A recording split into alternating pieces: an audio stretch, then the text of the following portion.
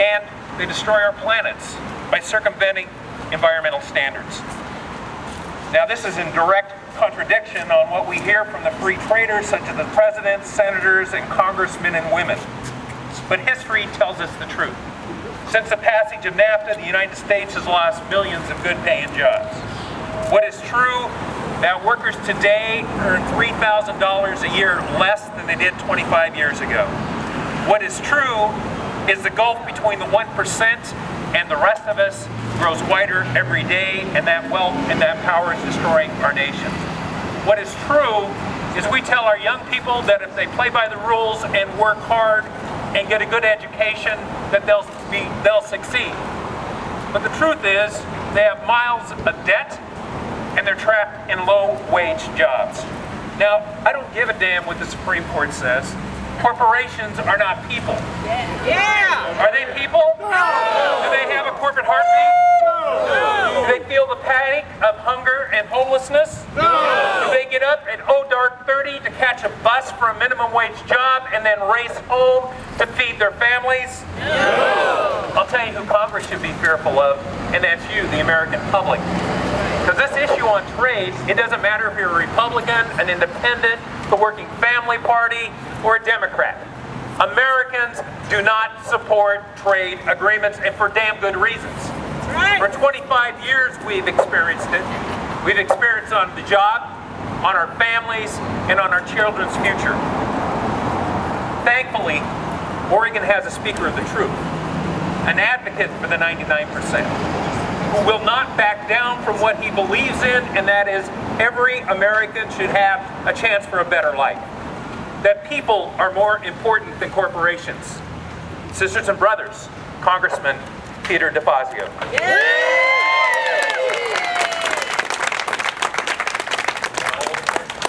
All right, thanks. Well, thank you all for being here, and I'm pleased to stand shoulder to shoulder with men and women from labor and other concerned citizens about this pending trade agreement. You know, the president, if you listened last week, was sort of chiding, I would say more attacking, Democrats like me who complain about the secrecy of this agreement. He said, oh, it's not secret. Well, actually here, I'm going to show you everything in this agreement that is available to the public right here and now. That's it. Nothing is available to the public about what's embedded in this agreement. Now, it's not totally secret. He's right. I can go into a room in the basement of the visitor center, having checked my digital devices. I can bring, if I have a staffer with a top secret clearance, they can come with me. Otherwise, I just go by myself. And I can read it. And once I read it, I can't talk about it. So it's not totally secret. He's right. You know, I mean, I actually have read it, and I'm appalled at much of what I read, which I can't tell you about. So I will have to talk about what's not in the agreement. One thing that's not in the agreement is any restrictions on currency manipulation. That's at the insistence of the Japanese, who have manipulated their currency so frequently and degraded it so much that today it's about an $8,000 advantage per automobile manufactured in Japan because of artificial manipulation of their currency. China obviously does the same thing.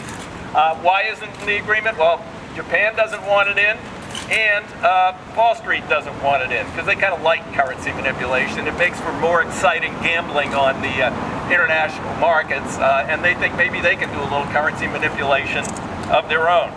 Now, but don't worry, the administration really has our backs on this issue. They're going to let the Japanese continue to have an $8,000 advantage per car with currency manipulation. They're going to let them continue to require our cars to wait 3 months to be inspected before they go to a showroom while theirs get here and roll off the boat. This agreement will do nothing with that. But as part of the agreement, we're fighting hard for America, the greatest industrial power on earth. The deal that the Obama administration is seeking is they will take some subsidized rice from farmers in California, and in exchange we will give them the rest of auto manufacturing from this country. Now, that's a great deal. If you're a third world country maybe and you don't make things and all you want to do is export rice. There's another provision that has been leaked, so I can talk about it. It's called Investor-State Dispute Resolution Process. Yeah, you got it. This is incredible. There will be set up secret tribunals of which corporations can go to complain about our laws that they claim are depriving them of actual profits or anticipated profits. For instance, a U.S. company recently under NAFTA, under investor state, called Bilcon, is asking for $300 million from the province of Nova Scotia and the people of Canada because they wouldn't allow a massive open pit mine in an environmentally critical area in Nova Scotia. Bullshit! Yeah, you got that right.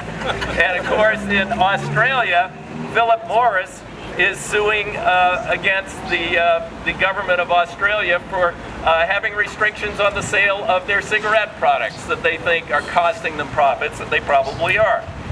So that's the kind of thing that investor state does. The judges are actually trade lawyers. On one day they work for a corporation to represent their interests, the next day they are a judge. There are no conflict of interest rules. They aren't bound by any precedents. But what the president or others would say is, well, this is to protect, don't worry about it. They can't overturn our laws. No, that's technically correct. I've had this argument since NAFTA. They cannot overturn a law passed by Congress in the United States. They can just make us pay to keep it. So if we want to protect the environment, we want to protect labor, we want to protect consumers, we can keep those laws, but we might have to pay billions of dollars a year to corporations who claim they've been damaged in order to keep those lawfully passed laws in place. Hell no! And this goes to, let's all do that one. Hell no! Thank you. This is targeted against labor. Remember, Vietnam is in this. There are the meaningless, non-binding labor provisions, very similar to the Columbia Agreement, which didn't do anything, and they're still assassinating people who try and organize unions in Colombia. Well, that I hear is the same provision that will be in the TPP. If I knew that, I couldn't tell you about it, so I just hear that, which means it will not provide real labor protections. I did see the environmental section, so I can't really talk about it, but we're going to have someone else talk about something along those lines.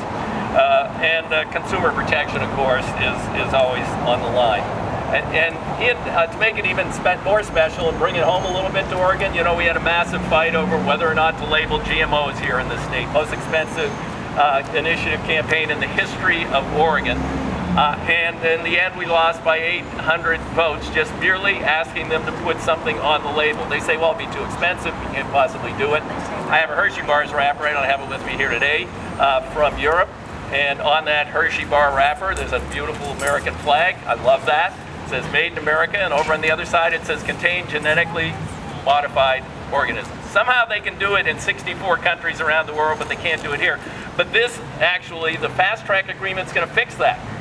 Isn't that great? It's going to fix it. It's going to say that it is a negotiating objective of the United States in this agreement to eliminate unfair trade barriers like requiring GMOs to be labeled in 64 countries, including 4 of the signatories of this. And the president wants to tell us this isn't about corporations, it's about people, it's about jobs, it's about the environment, it's about consumers. It is not about that. It is about one thing, the bottom line of massive multinational corporations who see a new way to lead a race to the bottom. I mean, hey, you can get labor, good labor in Vietnam for 60 cents an hour. Why should you be paying someone here a living wage in the United States? And we should have to compete with that? No way! No. So, one other thing, this is the last trade agreement. And it's all about Trade Promotion Authority. Trade Promotion Authority passes, and Congress can't amend this. It will happen. I've been there through enough of these trade deals to know that. So we've got to stop the fast track. That is the critical element. And it's the last trade agreement because it's deemed to be a living trade agreement. And anybody else who wants to pretend that to follow this agreement can sign up.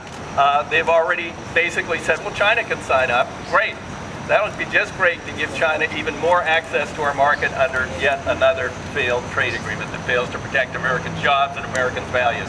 and export American values around the world to help lift up labor elsewhere, to help protect consumers elsewhere, and make it a better world for all of us.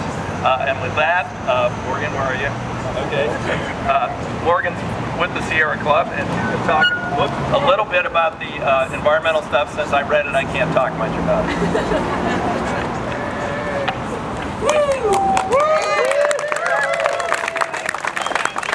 Thank you so much, Representative DeFazio. Thank you. Okay. There we go. Okay. Can you hear me? Yes. Okay, thank you. So, as the representative has mentioned here, I can't tell you the details of the environmental chapter either, but I can tell you what we've seen in the leak chapter, and I can tell you the environmental harms that have happened in these previous trade agreements that are really modeled in the same way of what we're seeing here today. So, when we look at trade agreements in the past, we've had chapters that should put in some good infrastructure to protect our forests, our fisheries, our endangered wildlife throughout the world, but that's not happening. The United States has already signed into 7 multilateral environmental agreements with these other nations, and those are not being adequately enforced. We are still having huge, terrible issues throughout Southeast Asia, throughout the Amazon, where we've got really sensitive forest areas that are being completely decimated, and those logs are then being shipped and put into the global market, which then is damaging for our timber and lumber economy here in Oregon. So not only is it really harmful for these biodiverse and sensitive regions throughout the world, but it's not good for our economy either. So looking forward to this trade agreement, we do have an opportunity in trade. We could create really strong safeguards for our environment here and globally, but that's not happening. That's not what we're seeing, and there's not enforceable measures for that. So we need to be working much harder to protect and really ban the trade of endangered timber, of endangered wildlife. We've got many species that are going extinct throughout the world because they're traded on the illegal marketplace, and those are species that we're not going to be able to get back anymore. We need to have a strong ban on shark finning, and we need provisions against commercial whaling. These are huge issues that are not being appropriately addressed, and will have impacts for the unforeseeable future. So those are a few of the issues that we're looking at. And so when this trade agreement, this environmental chapter that I can't read and that the representative can't tell me about, we're looking at this environmental chapter that includes such a huge percentage of our global fisheries that go all throughout the Pacific Ocean. And if we're not putting adequate provisions about how to protect and cultivate and promote our fisheries rather than just decimate them, how's our salmon going to look? How are our oysters going to look in the next couple of decades? We don't know, and we need to have stronger language to protect them. So this is the big issue here with the environment is that we already have some agreements in place that are not being adequately enforced.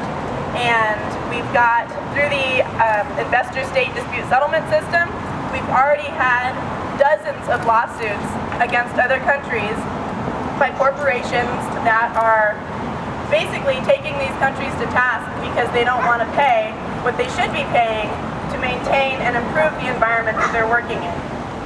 The representative mentioned the case where the company Bilcon is suing Canada.